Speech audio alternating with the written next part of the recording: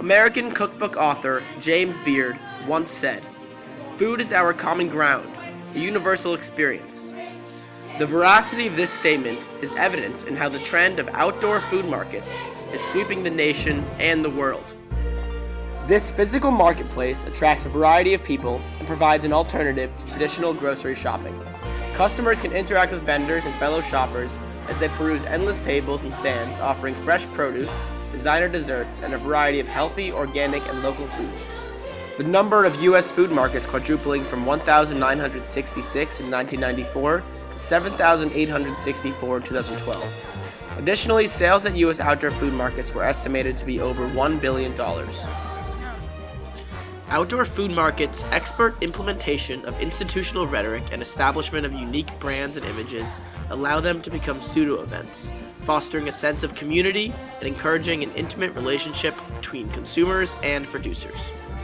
Outdoor food markets can be defined, in the words of Daniel Borstein in The Image, as pseudo-events, employing environmental rhetoric to further the impact of their brand and image on their audiences.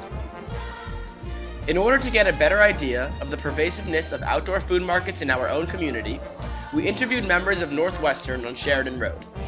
In a random sample of 100 students, we found that 68% had attended an outdoor food market.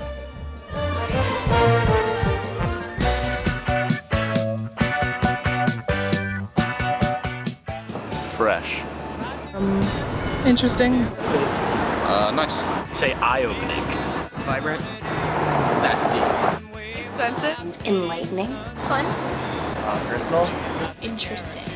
Tiring. Cathartic. Communal. Fresh.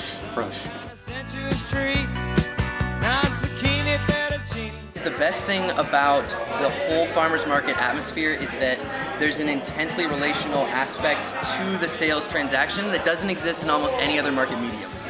You get a chance to see the same people week after week and develop relationships with them that allow them to trust you in a way that people don't trust vendors anymore or salespeople. It just doesn't happen. It becomes very easy, it becomes very personable, and you also develop relationships with the other vendors that are next to you. So the whole thing feels more like a sort of gathering or a community than it does like a place of business. I think people are essentially a little happy and friendlier at a market than they are in the grocery store. I think it was a more personal experience getting to meet the actual retailers. It's a community. I come here every week, pretty much year round, and I build up a relationship with these folks. You know, we can watch our employees interact with people who live above the market, and you know, I would imagine being there and you come down and you get to know operators and employees of all these businesses that it's kind of, I guess there's definitely something nice about it. Yeah, for sure. I mean, there's literally people that come in every single day.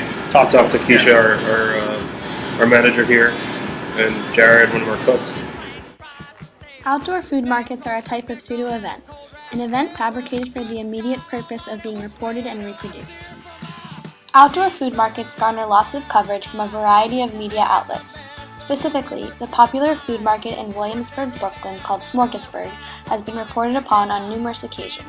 For the most part, the internet acts as its primary distribution channel for communication between producers and consumers.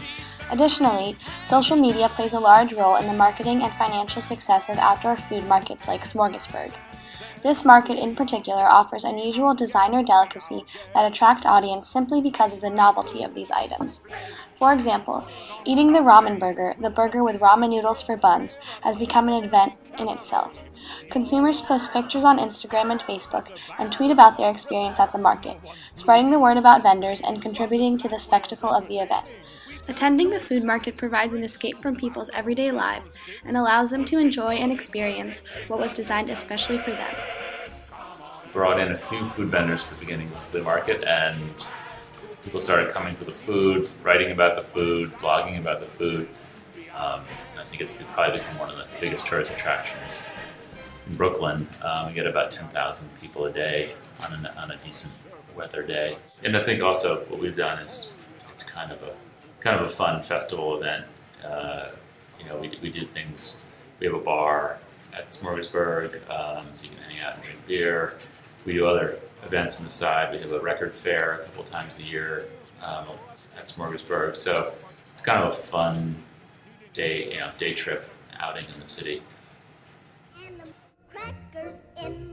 Outdoor food markets employ the tool of environmental rhetoric, a nonverbal form of communication that can influence consumer behavior through visual, tactile, olfactory, and auditory experiences.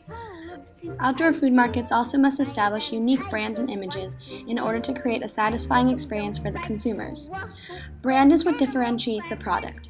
A brand represents characteristics such as quality and reliability. An image, in contrast, is a representation or distortion of some sort of reality.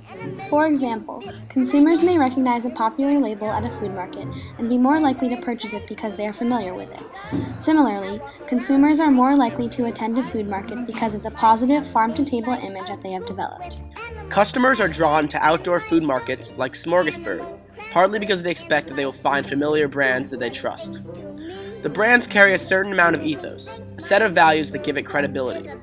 For example, the Asia dog vendor at Smorgasburg is a popular brand that has been advertised in newspapers and on social media. Consumers submit to the enthymeme present in their marketing strategies. A combination of the New York hot dog and unique, fresh Asian toppings, this product is not just a food, but a symbol of merging cultures in a diverse community. This image gives consumers a greater incentive to buy the product. I've seen it quote a few times that food is the new rock and roll, so food got cool at some point in the last 10 years. Well, at this point, we look for something special, something we think is likely to kind of have some viral appeal. One thing we tell vendors applying to the market is that we want each vendor to really sort of have one thing that they're known for.